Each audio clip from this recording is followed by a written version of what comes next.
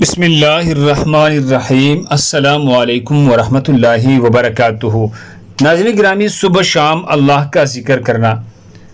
سورہ اعراف آیت نمبر 205 میں اللہ فرماتے ہیں اعوذ باللہ من الشیطان الرجیم بسم اللہ الرحمن الرحیم وَاذْكُرْ رَبَّكَ فِي نَفْسِكَ تَضَرُّعًا وَخِيفَةً وَدُونَ الْجَهْرِ مِنَ الْقَوْلِ بِالْغُدُوِّ وَالْآصَالِ وَلَا تَكُنْ مِنَ الْغَافِلِينَ۔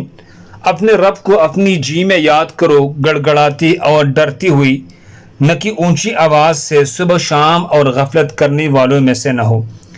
اہل لغت نے کہا کہ آصال اصیل کی جمع ہے، یہ عصر اور مغرب کے درمیان کا وقت ہے۔ وَسَبِّحْ بِحَمْدِ رَبِّكَ قَبْلَ طُلُوعِ الشَّمْسِ وَقَبْلَ غُرُوبِهَا۔ سورہ طٰہٰ آیت نمبر 130 میں فرماتے ہیں اور اپنے رب کی خوبیوں کے ساتھ پاکیزگی بیان کرو سورج کی طلوع اور غروب ہونے سے قبل۔ وَسَبِّحْ بِحَمْدِ رَبِّكَ بِالْعَشِيِّ وَالْإِبْكَارِ۔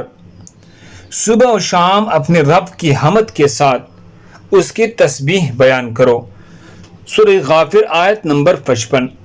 اہل لغت نے کہا ہے کہ عشی سورج کے زوال سے اس کے غروب ہونے تک کا درمیانی وقت ہے۔